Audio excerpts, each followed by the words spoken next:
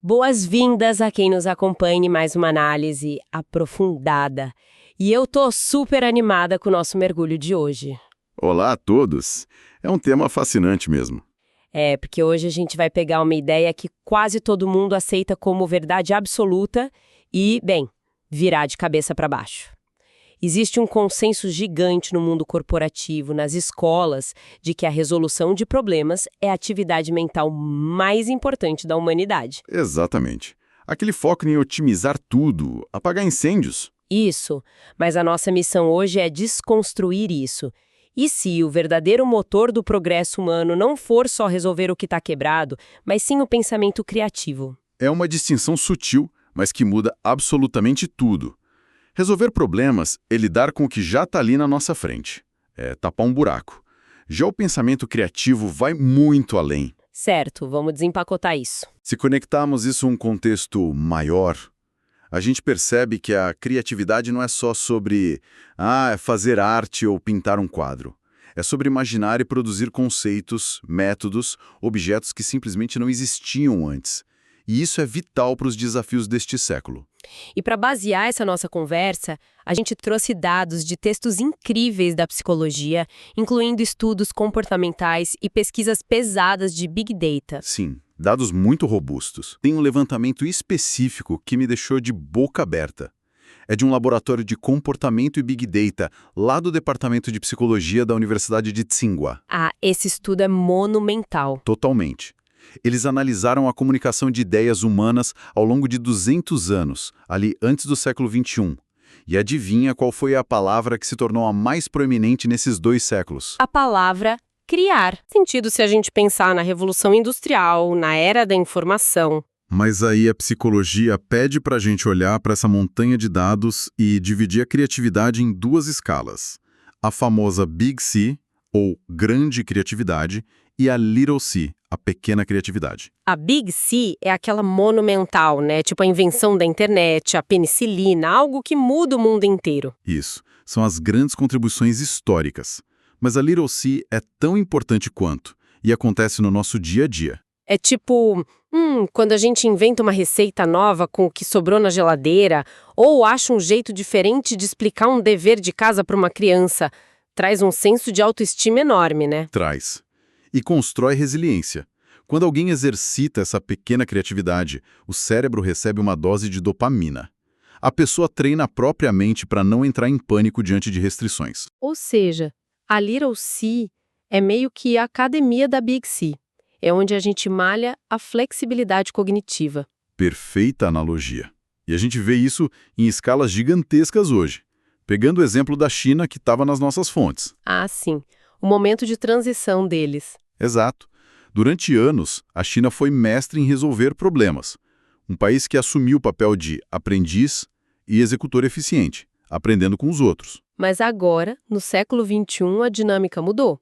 Eles atingiram um teto como executores. E para continuar crescendo, o país precisa assumir o papel de professor. E um professor, por definição, é obrigado a criar a nova fronteira do conhecimento. Mas mudar a mentalidade em um país inteiro de copiador para criador original, nossa, exige uma reestruturação profunda. E é aí que entram os 4 P's da criatividade, que a psicologia usa para estruturar esse mistério. O primeiro é a personalidade, certo? Isso. Quais traços um criador deve ter? O segundo é o produto. Como a gente avalia se algo é realmente criativo? E aqui tem uma diferença interessante. A indústria cultural costuma focar na experiência. Tipo, fez sucesso nas redes. Mas a psicologia busca métricas muito mais profundas, né? Com certeza. Para a psicologia, o produto tem que ter novidade absoluta e utilidade real. O terceiro P é o processo. As regras mentais, as representações invisíveis do pensamento. E como a gente suporta não ter a resposta na hora.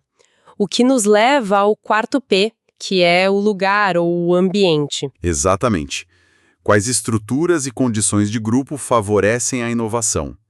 E isso levanta uma questão importante. O famoso paradoxo de Kian-Schussen. Isso. Esse cientista chinês fez uma pergunta que abalou as estruturas por lá. Ele questionou por que as universidades chinesas não conseguem formar cientistas de primeira linha e gurus capazes de ganhar prêmios Nobel em ciências na mesma proporção que outras potências. E a resposta não é só falta de laboratório ou de verba, né? De jeito nenhum. É um enorme quebra-cabeça psicológico que depende da otimização desses 4 P's. Se o ambiente cultural exige obediência cega e pune quem tenta um processo diferente, a inovação morre. Você pode ter o melhor lugar do mundo, mas sem o alinhamento de personalidade, processo e ambiente, não tem prêmio Nobel. O sistema só vai produzir excelentes resolvedores de problemas. Nunca criadores revolucionários.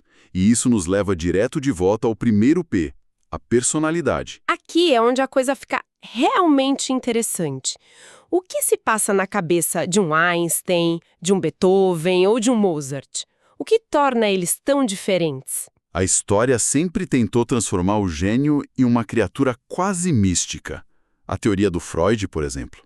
Freud dizia que a criatividade vinha de impulsos inconscientes muito profundos, como se o criador fosse uma figura milagrosa, meio estranha, oberada por forças além do controle dele. É uma visão poética, mas o psicólogo Eysenck levou isso para um lado bem mais sombrio. Ele era muito influenciado por essa teoria psicodinâmica. Eysenck desenhou um perfil quase assustador do criador. Sim, ele argumentava que pessoas criativas têm personalidades peculiares, beirando o distúrbio. Mais alucinações, mais impulsos bizarros. Menos sonhos, alta sensibilidade, mania, ansiedade. A lista dele é intensa. Ele falava que os criadores eram hostis, frios, nada entusiasmados, sérios até demais. Desobedientes e movidos até por uma necessidade de vingança. Gente, imagina trabalhar num projeto em grupo com alguém assim, cruz credo. Fica parecendo um filme de terror psicológico. É uma visão focada na patologia. Isso que via o criador como um lobo solitário, que inovava para se vingar de uma sociedade onde ele não se encaixava. Mas, ainda bem, a psicologia não parou aí. O psicólogo Guilford trouxe uma visão muito mais racional. Guilford rastreou pesquisadores por anos e refutou essa ideia. Ele argumentou que criadores não precisam ser frios e estranhos.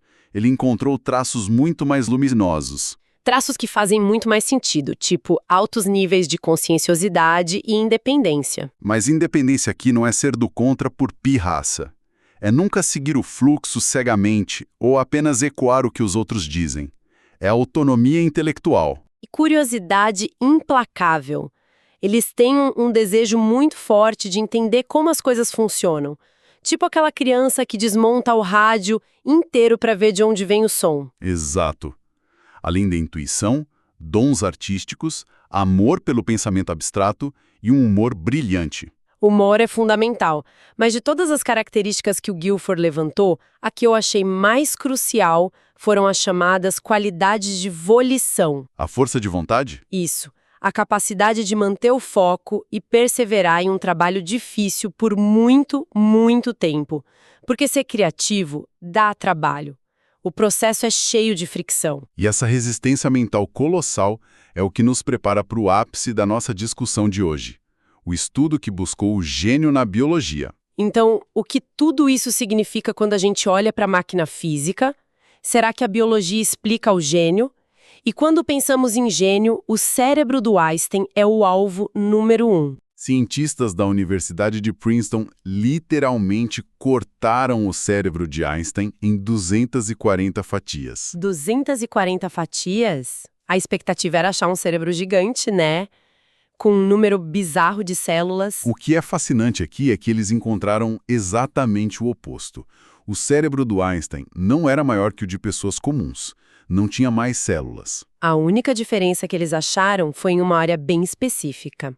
A área 39, no hemisfério esquerdo. Isso, e o mais chocante é que, nessa área crucial para a linguagem e pensamentos matemáticos complexos, a proporção de células da glia em relação aos neurônios era menor. Menor do que a de pessoas normais e até de outros cientistas? Mas espera, as células gliais são o suporte, não são? O pit stop dos neurônios? Como menos células de suporte fazem um gênio? É o metabolismo. Essa proporção menor, na verdade, reflete um metabolismo muito mais rápido e eficiente. Ah, entendi. O cérebro de Einstein era excepcional não porque ele nasceu com uma estrutura física gigante, mas porque ele usava essas áreas intensamente. Ele exigia tanta energia tão rápido que a configuração metabólica se adaptou. A criatividade, o gênio, não vem de um hardware de fábrica inatingível, vem do uso ativo. O cérebro do cara estava literalmente suando por causa do esforço mental extremo. E da curiosidade e perseverança que a gente comentou antes. Ele submeteu a própria mente a esse treino pesado. O que é um aprendizado enorme para quem nos ouve hoje. A criatividade não é uma condição médica estranha. Não é um dom biológico que só cai no colo de alguns. Seja a grande criatividade de mudar história ou a pequena criatividade de resolver um pepino em casa. Sim, ela exige independência, volição e fazer o cérebro suar de verdade. E entender a si mesmo dentro daqueles 4 Ps é o primeiríssimo passo para criar as soluções que a gente tanto precisa no nosso tempo. Sem dúvida. A gente tem que parar de só apagar incêndios e começar a construir um terreno para as ideias inéditas. E já que tocamos nesse ponto do esforço contínuo e ininterrupto, eu queria deixar uma provocação inédita para reflexão depois que a nossa conversa de hoje terminar. Manda ver. Nós vimos que a genialidade do Einstein não veio de um hardware superior, veio da intensidade com que ele acelerava o metabolismo dos pensamentos mais profundos, com muito foco e curiosidade prolongada. Sustentando a ambiguidade. Isso. Então a minha pergunta é a seguinte: como o nosso ambiente moderno, que é lotado de notificações o tempo todo, de distrações superficiais que mudam a cada 15 segundos, está impactando o metabolismo do nosso próprio pensamento criativo hoje em dia? Nossa. Será que, com tantas telas e interrupções, nós estamos treinando os nossos cérebros para distração crônica em vez da criação estrutural? Fica aí o questionamento.